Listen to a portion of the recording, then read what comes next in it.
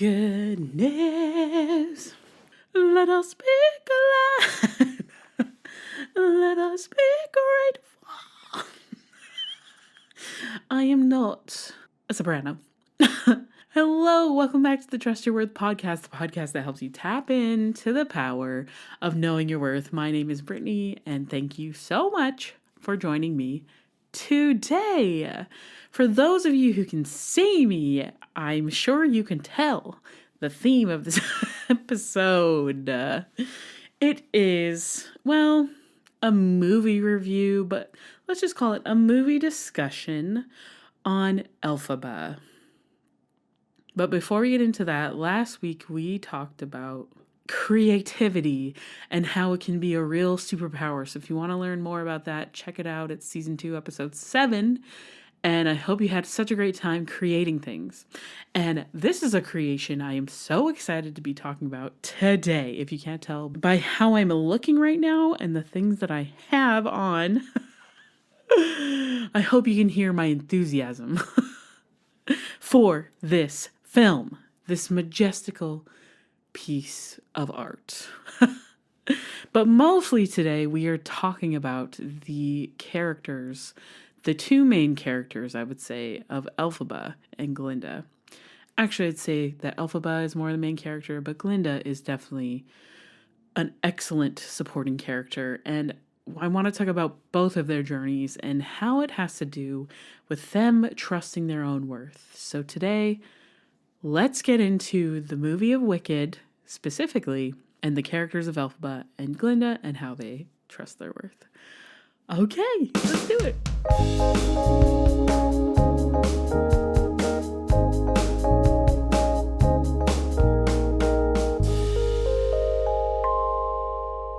Wicked is based on the Broadway musical of Wicked, which is based on the book Wicked, which is based on the film and book of The Wizard of Oz. So if you don't know, Wicked is about the witches of Oz. So it is a prequel to The Wizard of Oz, and at the end we sort of see, it's like interconnected. It's kind of both. But in the first movie, which I'm talking about today, it's cut the musical version in half. So right now, I'm only talking about Wicked Part 1, because that's all that's out. And when I tell you I sobbed through this entire film, it's true. You can ask my friends who were with me. From the minute Ari begins to sing, I started crying. I think a lot of it, so I cry watching like Britain's Got Talent or America's Got Talent, because watching people reach their dreams is like one of the most beautiful things I think I've ever witnessed on earth, and it just makes me so emotional. So knowing that Ari has wanted to play this role for like her whole life, and even Cynthia Erivo, who plays Elphaba, wanting to get the dream role of a lifetime and be able to live a dream. Like, we're literally seeing these two people live their dreams. Like, there's something so beautiful in that. And it gives me hope that we all can live our dreams, because if they can do it, we can do it too. So these two women put their heart and souls into these roles, and you can tell from the film itself. So if you haven't seen Wicked, obviously there's going to be a million spoilers, so maybe go watch the movie before you listen to this episode, because it will make so much more sense. So let's start with the character of Elphaba Throp.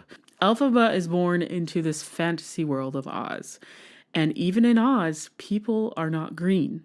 Elphaba is born green because her mother drank a certain green elixir at a certain time. And so as a consequence, Elphaba was born green. And so the entire movie, she is the only green person. So Wicked has this theme of racism that Elphaba has had to deal with her whole life.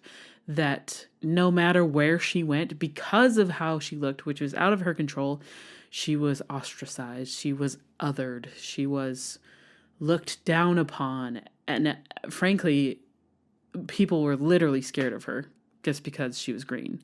It would be like seeing an alien. That's what Elphaba was to them. So She grows up in a very wealthy household. She's the daughter of the governor of Munchkinland. So she is in a wealthy household, but within her household, her father blames her for not only her mother's death, but also the condition of her sister being in a wheelchair, which we find out later as Elphaba tells this horrible story. She's grown up her whole life believing that she is the reason her younger sister is in a wheelchair. This is obviously false because, as Glinda tells her, it was the milk flower's fault. So her father told her mother to eat milk flowers because he was so afraid that his second daughter would come out green as well. Her father is an emotionally abusive man, especially to Elphaba. The sun shines out of Nessa Rose, that's her younger sister, and her father will do anything for Nessa, but he treats Elphaba as almost a caretaker for Nessa, and also blames his daughter, Elphaba, for the death of his wife and for the condition of his other daughter. So it's not an excellent environment for Elphaba to grow up in. If it was not for the love of an excellent caretaker who is Dulcibert, I would have lost all hope for Elphaba, because Elphaba has this inherent good about her. She believes in fairness, and I think that has to come from her trauma of being treated unfairly her entire life. When you don't grow up with something being normal to you, then you notice it in everyone else, and her core belief, I'd say, for Elphaba is fairness.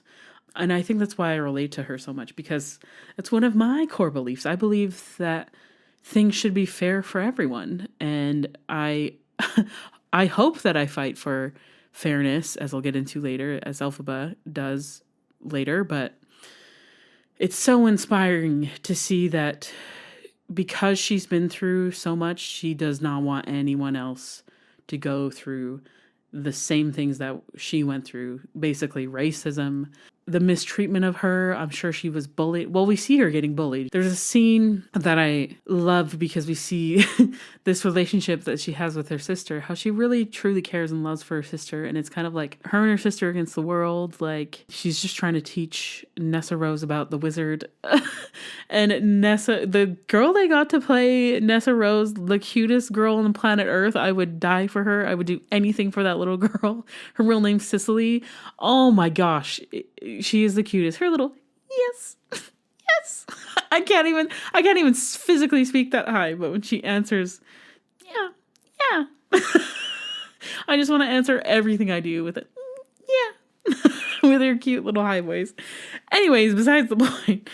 So Elphaba can't control her powers, and there's these kids that come to tease Elphaba. They're like, Elphaba top, green on top. And they're like super mean to her. They're just making fun of her for being green. And it really upsets Nessa. Like, Nessa starts to cry. And it's not Elphaba's fault. It's these other kids' fault. So Elphaba accidentally, with her magic powers, throws rocks at these kids, which also not great. But she couldn't control it. But then the dad comes out and blames Elphaba. He goes, what have you done this time? It's just part of the normal life. And he's like, oh, it's okay, Nessa. Come to daddy. And so I'm so grateful that Dulcibert is there to help Elphaba to recognize her worth when she says he shouldn't have blamed you. Because he shouldn't have. It's a grown man blaming a child for a situation that is entirely not her fault. Her green skin, the bullies being there, her sister crying, all of that the father blamed her for, and thank goodness Dulcibert was there to lift Elphaba up. I wish we had more scenes with Dulcibert. I believe it was Dulcibert who raised Elphaba to be this good, kind person, strong and resilient person. Well, I think Elphaba is also strong and resilient because she's dealt with so much crap her entire life through no fault of her own. So I love that she has this caregiver that actually helped to shape Elphaba as an adult, who we see later, who is strong and resilient.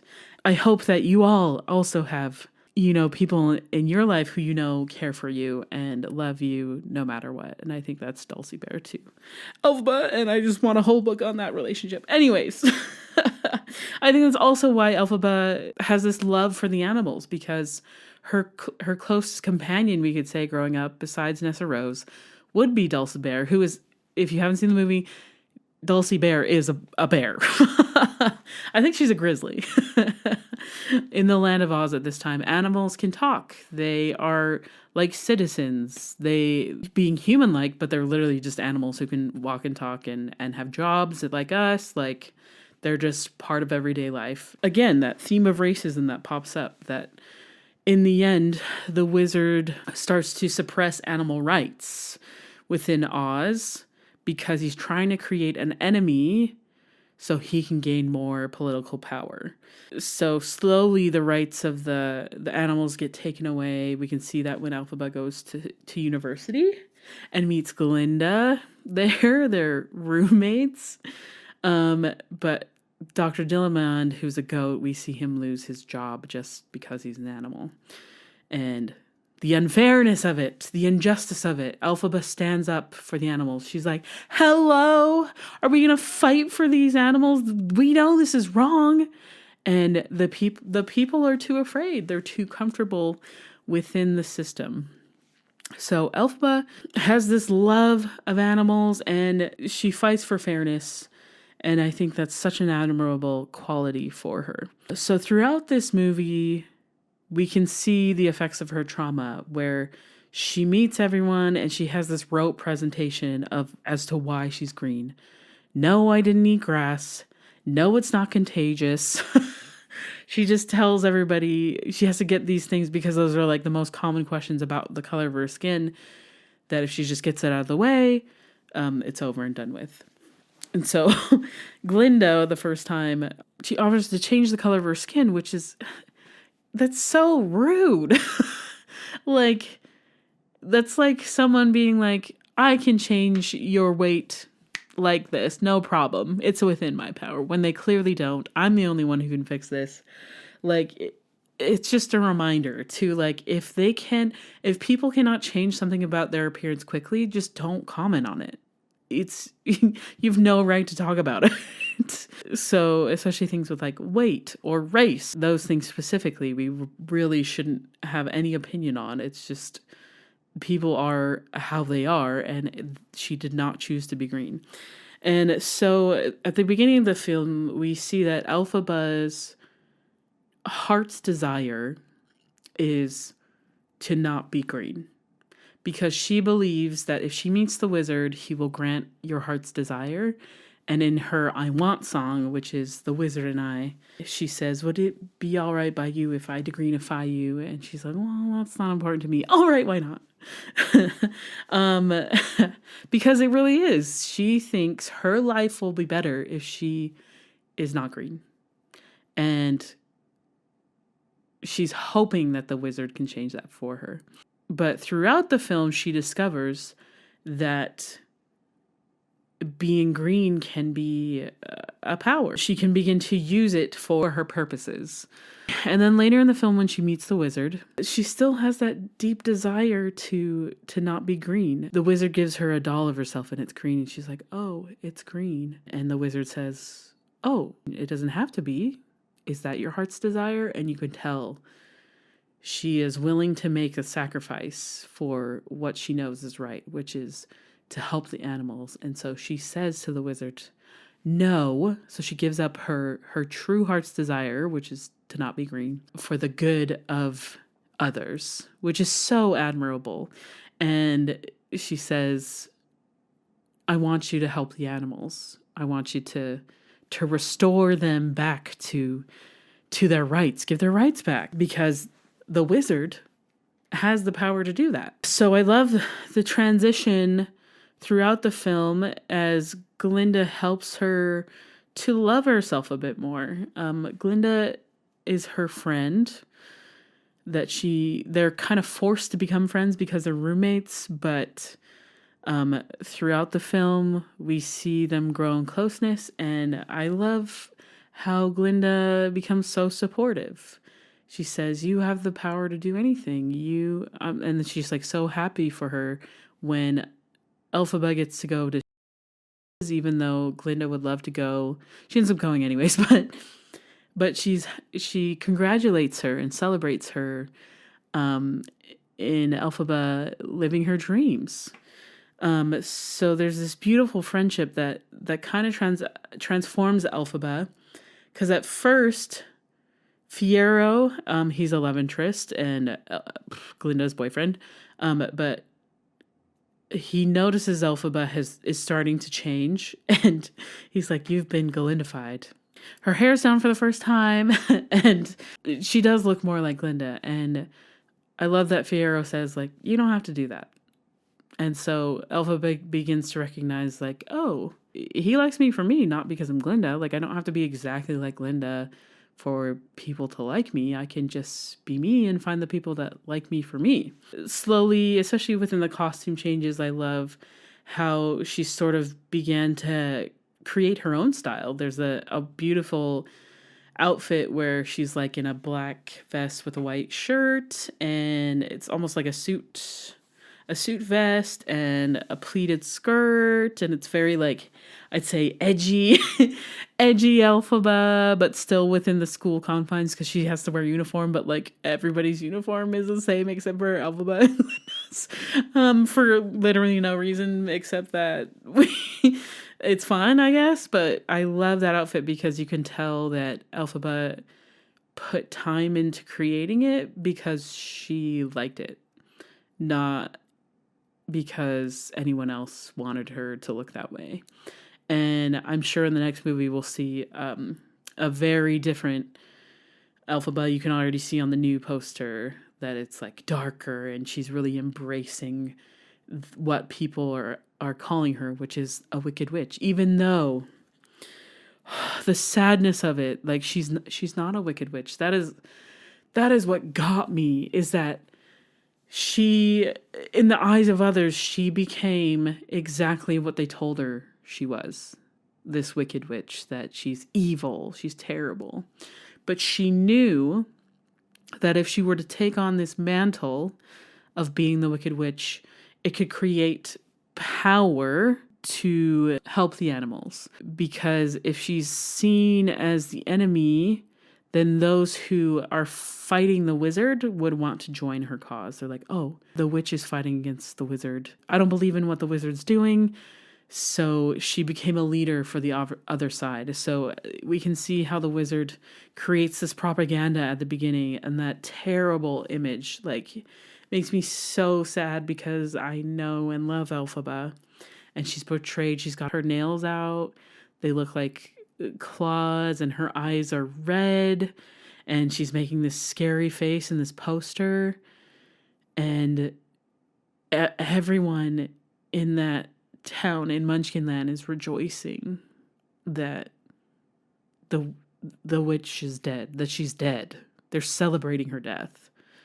And as you go throughout the film, you know that Elphaba, who is that wicked witch, has worth. You know that she was a loving and kind person, and she had to deal with so much crap throughout her life. And I love that we're seeing this journey. It makes me emotional because it's so unfair. And like, imagine seeing someone you loved and like others perceived them as evil. Like someone you know who's just wonderful and kind and fights for what's right, and people hate that person. They hate them. They're terrified of them. That's devastating. And that's the power that the wizard has, is that he created this monster, this wicked witch, to fulfill his evil purposes, when really the people who look good on the outside are actually the wicked ones. Madame Morrible, at the end of the movie, she goes, her green skin is an outward manifestation of the evil within. Like, Like that's so sad. Oh, it just kills me. Oh, because it's not true, and she has to hear this, and like and she knows that this is what people will believe. But I love how Elphaba steps into her power when she's like, "You're gonna call me a wicked witch? Well, watch me be the wickedest witch in this bitch." Watch me be the wickedest, most evil. I will take that mantle and I will wear it with pride. I will turn this into everything I need to create good in this world. And she just really understands her worth now. When Glinda says, "You can have everything you ever wanted." And it's so powerful in the movie when Elphaba says, "I know, but I don't want it anymore." Because when she met the wizard and found out what a fraud he was, and that the wizard was the one that was hurting the animals and taking their rights away, she was like, "Hell no. I am going to fight this. I am going to fight the system in the ways that I can by embracing this wicked witch persona and turning it into a force to be reckoned with, so that the wizard is afraid." She says it's the wizard who should be afraid. Damn right he should be. Oh, it's amazing. So I love this transition of Elphaba being an outsider because of the color of her skin and how people treat her. She finds a purpose that she can create good, and she goes after it and she fights for it. She knows her worth. She says, I know I could have it all, but it's not worth it. It's not worth my heart. It's not worth me being an authentic. It's not worth me knowing that this system is oppressing people. I can't be a part of the system that is hurting people. And so she steps into her power. She trusts her worth, and she now becomes the face of the resistance. She is the leader for the animals and for everybody who is oppressed within this system. She is, I'm getting out of it and I'm going to come back and destroy the system. So she's going off to create her empire at the end of this film, and I love it. So there's this part. Oh, it makes me freaking cry every time I see this movie, which is a lot. They didn't have to go this hard. This part isn't in the actual musical if you go see it. So Elphaba's being chased and she's like, "It's me," and she crashes through the window and she loses her broom and she's like literally falling to her death. And she's looking at the windows, and then her child self is in front of her and turns her hand and shows Elphaba how to fly. I'm getting goosebumps right now just thinking about it. I'm literally going to cry right now. That resonated with me so much because, like, knowing that she was about to let go of everything she's ever known, which there is seemingly safety in everything we've ever known. It's terrifying to move on to something new, to the unknown, to what you don't know. But her child self shows up, shows her literally how to fly, and Elphaba catches the broom and it turns back into herself. But that imagery of like, fight for yourself, for your inner child, for that little girl that you were. Be the person you wish you had when you were younger to help heal your inner child. So this is a moment that just sort of, she steps into her power, like with her child self literally showing her how to fly, to like catch that broom. All she has to do is just stick their hand out and trust. It's almost like this huge trust fall where she grabs that broom and she is complete again. That inner child is within her. And this moment changes everything for her inner child. Like, imagine meeting your younger self and being like, "We did it, girl. We grew. We made our dreams come true. We fought the good fight. We created a life that we can be so freaking proud of."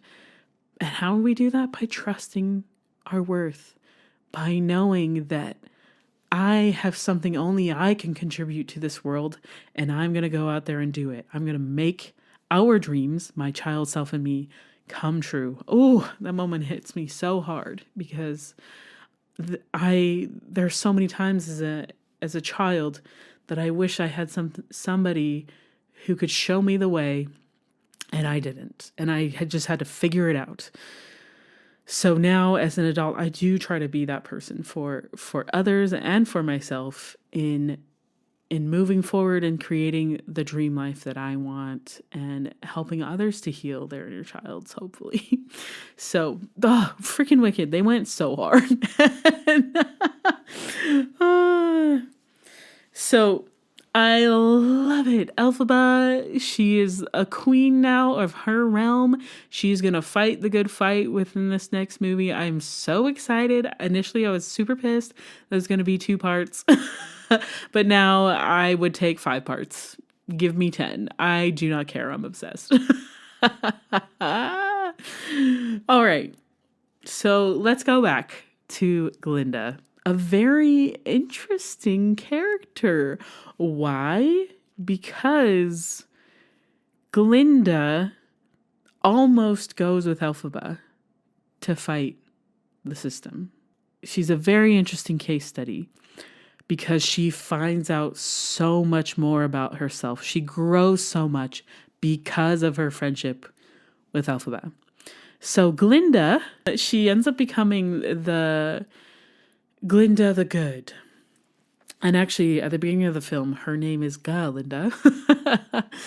And she ends up changing her name for a great cause, to stand in solidarity with the animals. Glinda is definitely narcissistic. Like, she has lived her whole life getting everything she's ever wanted.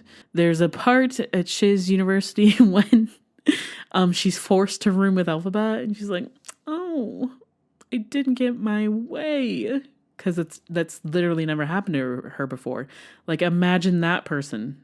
Imagine meeting someone who got their way all the time. They would be a sight to behold, let's just say, probably actually terrifying to meet because they would believe that the sun shines out of their ass. That's Glinda. That she always gets her way. But she's also interesting because she knows that her power is in popularity.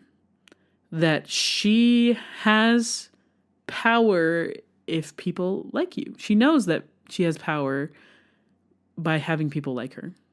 That she seems like this otherworldly princess that everybody wants to be her. And there is a power within that. Another example would be like Regina in Mean Girls. How everyone's terrified of her. They don't want to piss her off because she can ruin your life. Because if she rules a school by popularity, and if she says, I don't like you, then the entire school could not like you. So Glinda is the same. It's interesting because she's shady.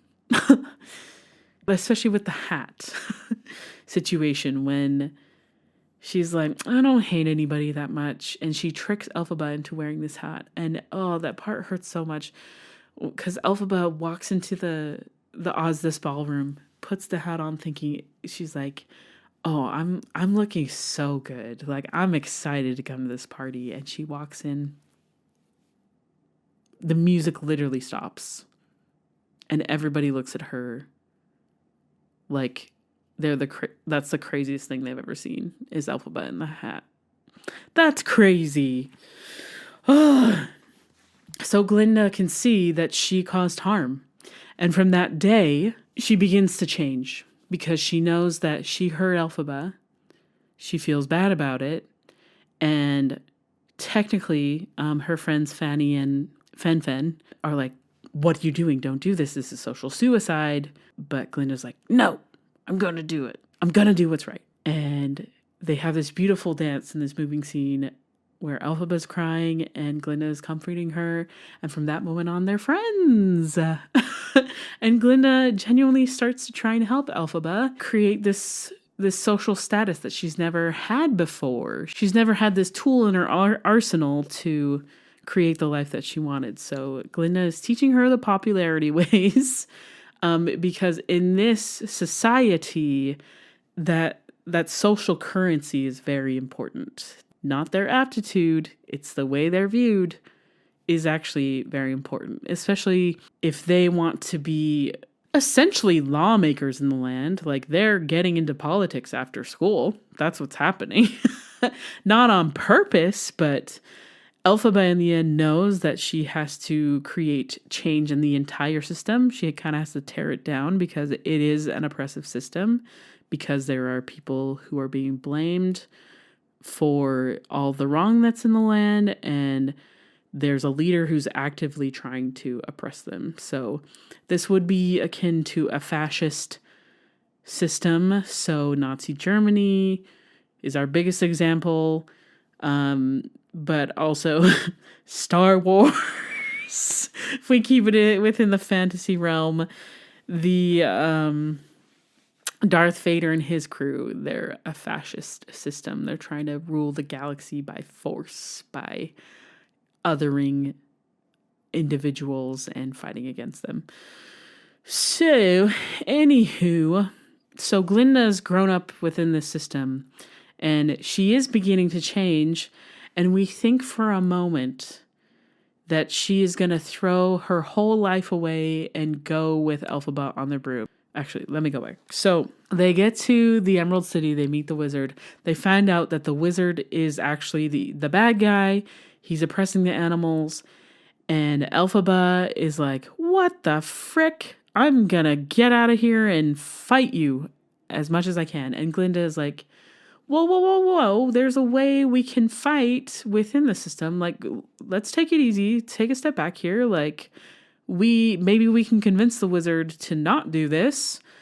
She's like, Elphaba, come on, like, you can have your dreams. Like, we can work with the wizard together to do this. And Elphaba's like, are you crazy? Were you in that room? Like, no, the wizard is the one doing this. Like, spies? He's going to use the flying monkeys as spies to oppress the animals even more? Like, what the?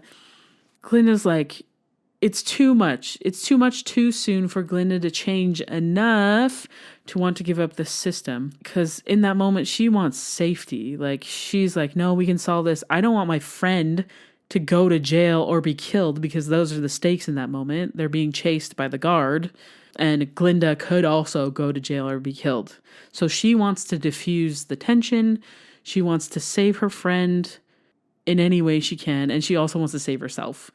So this is why Glinda is acting this way, because of her upbringing. She believes that the system works, and it is too much for her to change that quickly. So then there's this moment when Elphaba's doing the spell for the broom, and Glinda's like, where are your rings? Because she just did it for the monkeys, and they got wings, and she thought Elphaba was going to be able to save herself and physically get out of there, and she's going to leave Glinda behind. But then when the broom pops up, Glinda's like, oh, no, we can go together. Like, okay, we can get out of here. Cool. Let's go together. So they get to the part in Defying Gravity when they have that beautiful duet. Dreams the way we plan them if we work in tandem. There's no fight we cannot win. There's no fight we cannot win. Just you and I defying gravity. So for a second, Glinda believes in this dream of Elphaba's, like, yeah, we can do this. We can do this together. And then she looks at her and is like, I can't go with you.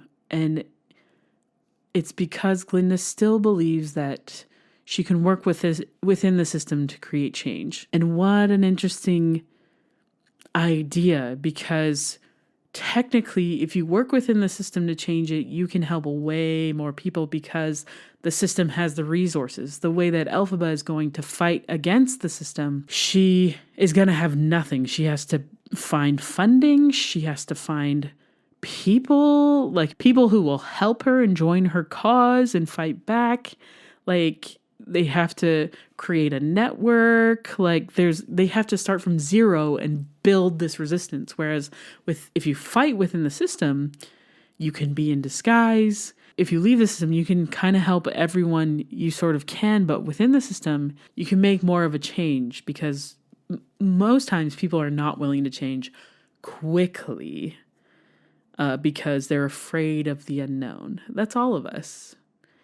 So I love the differences that we get to see these two women who are friends, and they have to say goodbye in this moment because there's a love and a respect for each other, but they both understand exactly why they're choosing what they're choosing. Glinda choosing to stay because her power is within popularity, and within that system, she knows how to work and manipulate people to get what she wants, which for Glinda has always been power.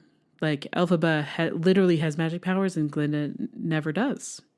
She's not, she doesn't really have powers, but her power is within that social currency. So we can see how Glinda becomes more true to herself when she recognizes that she does have to change, that she becomes a better person. And so does Elphaba. They both bring out these good qualities in each other to help them find themselves. And I love that this story is about friendship and how it creates these situations where we find out more about who we are truly. Glinda is a good person. And just because she chose to stay within in the system doesn't mean that Elphaba is going to hate her, and vice versa. Just because Glinda understands that Elphaba has to leave doesn't mean that they don't love each other. And it's a beautiful thing that even though there's differences, they can still love and appreciate each other. So Glinda learns to trust her worth a little more in the sense that she discovers that she can be kind, that she can think about someone other than herself, that she can get rid of these narcissistic tendencies that she has always known and learn to help others using the tools that she has, that she's really good at using. I'm so excited for these two women, Elphaba and Glinda, and this is a story. Like, we're setting up the tension for the final act, right? For movie number 2. So there has to be this parting of ways, and I'm so excited to see how they grow on their own. Elphaba outside of this oppressive system, and Glinda within it. Hopefully we can see them come back together, watch the musical to find out, and watch the movie in November. Thank you for joining me on this fantastical journey through these characters' lives, that we can learn so much from art and stories about ourselves. Like for me, when I watched this movie, I learned how much I really have healed my inner child. And I was so excited to see someone embrace exactly who they are, not changing a freaking thing, and knowing that they have power just as they are. That's Elphaba.